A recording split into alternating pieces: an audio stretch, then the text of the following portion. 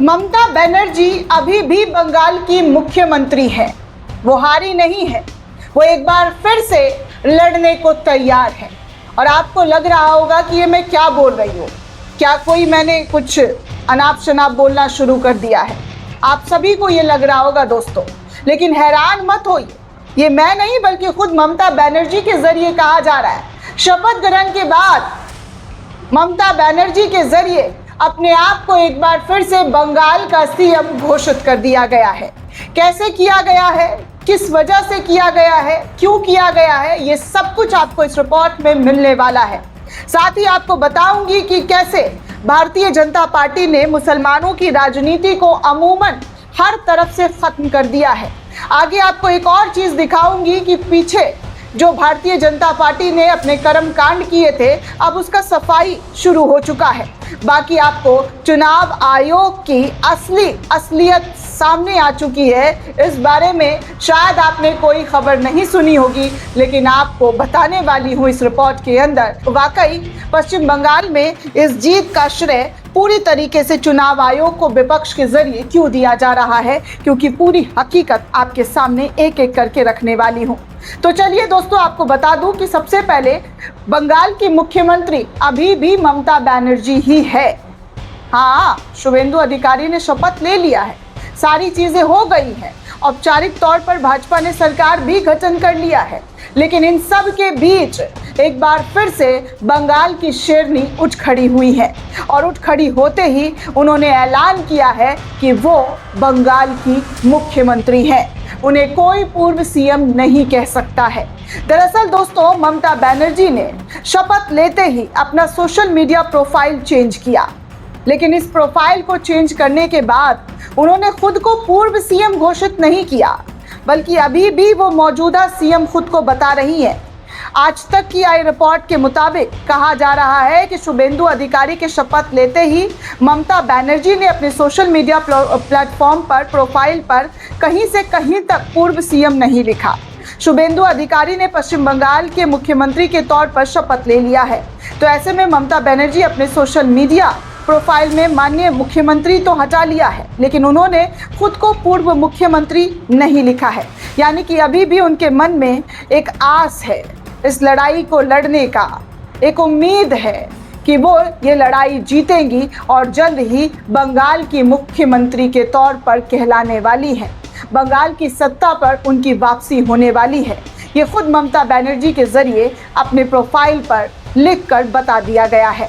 पश्चिम बंगाल में दोस्तों टीएमसी भले ही हार चुकी हो, भारतीय जनता पार्टी जश्न में डूबी हुई हो, लेकिन यहाँ ममता बनर्जी ने एक बड़ा दांव खेलते हुए, बड़ी चाल चलते हुए अपने आप को एक बार फिर से लोगों की नज़र में लाकर खड़ा कर दिया है। और वो इस बार पूर्व सीएम नहीं बल्कि खुद को सीएम अभी भी मानती हैं। दरअसल दोस्तों, आपको बता दूं कि पश्चिम बंगाल के इतिहास में पहली बार ऐसा हुआ है कि भारतीय जनता पार्टी की पहली सरकार बंगाल के अंदर बनी है। अब तक ममता बनर्जी और उससे पहले कम्युनिस्ट सरकार, कांग्रेस की सरकार रही है, लेकिन भारतीय जनता पार्टी ने कभी यहाँ पर अपनी सरकार नहीं बनाई।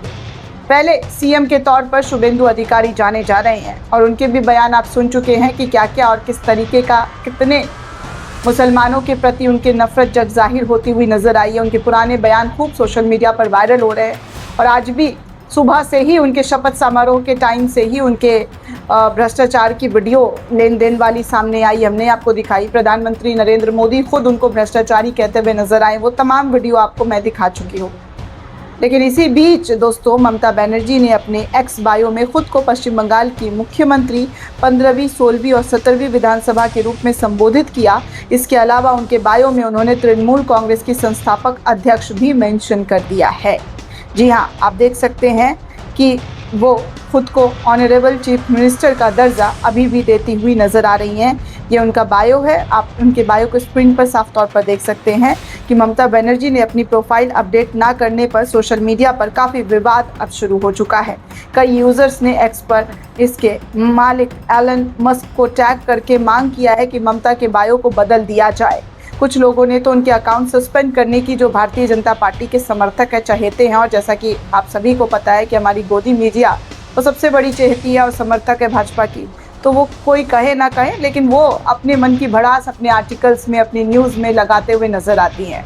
और उनके आपने कई रिपोर्ट्स भी देखे होंगे बंगाल चुनाव कवरेज के दौरान कि अंजना का चहकता हुआ चेहरा बीजेपी को जीतता हुआ। और आज तो मैं चित्रा की भी देख रही थी, बंगाल में खुशियां कितना मना रही हैं, जैसे लग रहा है इन लोगों की जीत हुई है। वाकई एक पत्रकार को इस तरीके से खुशियां मनाना किसी पार्टी की खुशी में मतलब बहुत अचंभित करता है। खैर, अपनी अपनी सोच, अपनी अपनी श्रद्धा। आगे आपको बता दूं कि बंगाल में चुनावी नतीजे तो हो चुके हैं, सारी चीज़ें हो चुकी हैं, शपथ समाप्त हो चुका है, मोदी जी ने सारा कुछ आज कर दिया, दंडवत हो गए, ये हो गए, वो हो गए। लेकिन ममता बनर्जी टस से मस नहीं हुई हैं। ममता दीदी अभी भी वहीं की वहीं खड़ी हैं। जी हाँ, ममता बनर्जी ने अपने बायो को चेंज ना करके एक बार फिर से ऐलान कर दिया है कि वो बीजेपी को सत्ता से बेदखल करके ही रहेंगी। और इसका असर आप उनके बायो में देख सकते हैं। बाकी दोस्तों, आपको एक और जानकारी दे दूं तो पश्चिम बंगाल और असम दोनों जगह मुसलमानों की 1/3 से ज़्यादा आबादी है, लेकिन इसके बावजूद भाजपा सरकार यहाँ पर मुस्लिम विहीन है। एक भी लोगों को मुस्लिम नेता के तौर पर, मंत्री के तौर पर कोई शपथ नहीं दिलवाया गया।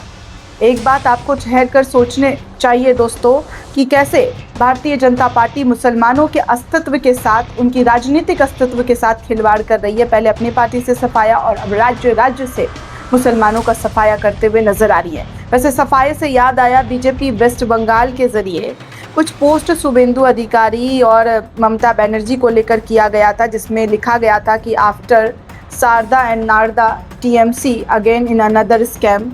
ये पोस्ट अब जो है डिलीट कर दिया गया है। जी हाँ, ये पोस्ट अब मौजूद नहीं है। वैसे बीजेपी वालों को मानना पड़ेगा दोस्तों कि अपने कर्म कांड को छुपाने की पूरी कोशिश की जाती है, लेकिन पकड़े जाते हैं।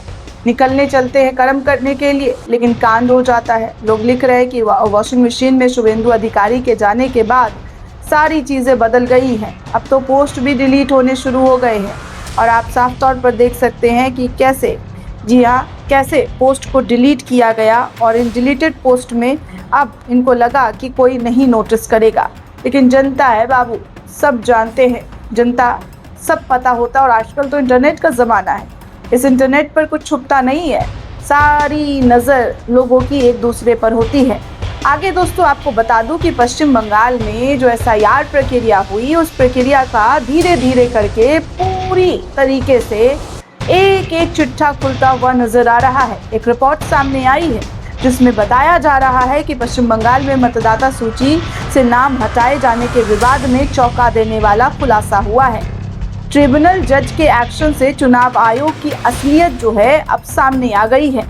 कहा जा रहा है कि हाल ही में इंडियन एक्सप्रेस की रिपोर्ट के मुताबिक अपील ट्रिब्यूनल से इस्तीफा देने वाले जस्टिस रिटायर्ड TS शिवगमन ने अकेले ही इतने मतदाताओं के वापस नाम जोड़ने की मंजूरी दी थी जितने पूरे राज्य के लिए चुनाव आयोग की सप्लीमेंट्री सूची भी नहीं थे।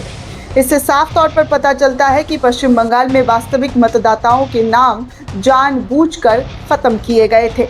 चुनाव आयोग के आंकड़ों के अनुसार मतदान खत्म होने के एक दिन पहले तक 1607 अपीलों को मंजूर किया था और वोटर लिस्ट में नाम जोड़े गए थे। लेकिन इंडियन एक्सप्रेस की जानकारी के अनुसार जस्टिस शिवगमन ने ट्रिब्यूनल में 5 अप्रैल से 27 अप्रैल के बीच 1717 अपीलों को मंजूर कर लिया था। कुल 19 ट्रिब्यूनलों में से केवल एक ही की ये संख्या होने से बाकी ट्रिब्यूनल द्वारा मंजूर अपीलों पर सवाल उठ रहे हैं और ये भी किस तरीके से कितने और वोट, जी हाँ, कितने और लोग वोट डाल पाएंगे। कलकत्ता हाई कोर्ट के पूर्व चीफ जस्टिस TS शिवगमन उन 19 रिटायर्ड जजों में शामिल थे जिन्हें सुप्रीम कोर्ट के निर्देश पर विशेष गहन संशोधन यानी कि SIR के तहत हटाए गए नामों की अपील की सुनवाई के लिए नियुक्त किया गया था। उन्होंने व्यक्तिगत कारणों का हवाला देते हुए कल खुद को इस पद से इस्तीफा दे दिया। लेकिन अब जो तथ्य सामने आ रहे हैं, जो जांच पड़ताल हो रहे हैं, जो खोजी पत्रकारिता हो रही है, उसमें पता चलता है कि जस्टिस शिवगमन ने वंचित मतदाताओं की अपीलों को गौर से सुना और अकेले उन्होंने इतनी भारी संख्या में वास्तविक मतदाताओं के नाम चुनाव आयोग की सप्लीमेंट्री मतदाता सूची में फिर से जुड़वाए थे। मूल रूप से उन्हें नॉर्थ 24 परगना और कोलकाता की कुछ विधानसभाओं का क्षेत्र अधिकार सौंपा गया था। बाद में सुप्रीम कोर्ट के आदेश पर नंदलाल बोस के परिवार के सदस्यों की अपील के लिए भी बीरभूम जिले का अतिरिक्त अधिकार क्षेत्र जो है उनको दिया गया था। सुप्रीम कोर्ट के आदेश पर जस्टिस शिवगमन ने फरक्का से कांग्रेस उम्मीदवार मोहताब शेख की अपील को प्राथमिकता भी दी थी। उनके नाम को भी चुनाव आयोग की प्रक्रिया में काट दिया गया था। ट्रिब्यूनल ने उनके पासपोर्ट और अन्य दस्तावेज को देखते हुए उनके नाम को बहाल किया था, आदेश दिया था और कहा था कि उपरोक्त रिकॉर्ड यानी कि एडजेक्शन प्रक्रिया के दौरान ध्यान में नहीं लिए गए जो चीज़ थे वो गलत थे और इनके नामों की बहाली की जाए। नाम बहाल होने के बाद मोहताब शेख ने नामांकन दाखिल किया और फरक्का सीट से वो चुनाव भी जीत गए। 18 अन्य ट्रिब्यूनल का सवाल ये है कि अगर एक अकेले ट्रिब्यूनल ने 1717 नामों को मंजूरी दी तो शेष 18 ट्रिब्यूनल द्वारा स्वीकृत नामों की संख्या जोड़ने पर यह आंकड़ा कहीं अधिक होना चाहिए था। ऐसे में चुनाव आयोग द्वारा जारी किए गए कम आंकड़ों पर गंभीर सवाल खड़े होने शुरू हो गए हैं। क्या इस तथ्य की जांच सुप्रीम कोर्ट में कराई जाएगी? क्योंकि चुनाव आयोग खुद इसमें पार्टी है, इसीलिए इसकी जांच का कोई मतलब नहीं है। सुप्रीम कोर्ट ने बंगाल सरकार और चुनाव आयोग के बीच विश्वास की कमी को देखते हुए न्यायिक अधिकारियों को मतदाताओं की पात्रता तय करने का निर्देश दिया था। इस प्रक्रिया में एसआईआर के दौरान लगभग 27.16 लाख मतदाताओं के नाम हटा दिए गए थे, जिसे लेकर राज्य में भारी राजनीतिक विवाद हुआ था और अब विवाद चुनाव के बाद भी खड़ा हो गया है, जिसके बाद कहा जा रहा है कि कैसे, जी हाँ, चुनावी प्रक्रिया में जो लोगों के नाम थे उसको काट दिया गया था, लेकिन जब जज साहब ने इस्तीफा दिया तो उनके बारे में पूरी जानकारी सामने आई कि कैसे वो अकेले होकर 1717 अपीलों को मंजूर करते हुए नजर आए और इनमें चुनाव आयोग की गड़बड़ियां साफ तौर पर नजर आई कि कितनी बड़ी तादाद में गड़बड़ियां हुई हैं। अगर 18 के 18 रिटायर्ड जज ने काम किया होता तो एक बड़ी संख्या में नाम जुट जाता, लेकिन वो नाम नहीं जुटा। अब आपके सामने है दोस्तों पूरी सच्चाई, मुझे बताने की क्या ज़रूरत है, मैंने आपको पूरी रिकॉर्ड बता दी है। अगर आपको वीडियो अच्छा लगा है तो लोगों तक शेयर कीजिए, उन्हें भी बताइए कि क्या और किस तरीके के खेल पश्चिम बंगाल में हुए हैं। दोस्तों, ये पूरी रिपोर्ट आपको कैसी लगी हमें कमेंट करके ज़रूर बताइएगा। साथ ही साथ चैनल को ज़्यादा से ज़्यादा लाइक, शेयर और सब्सक्राइब करना बिल्कुल भी ना भूलो। शुक्रिया दोस्तों।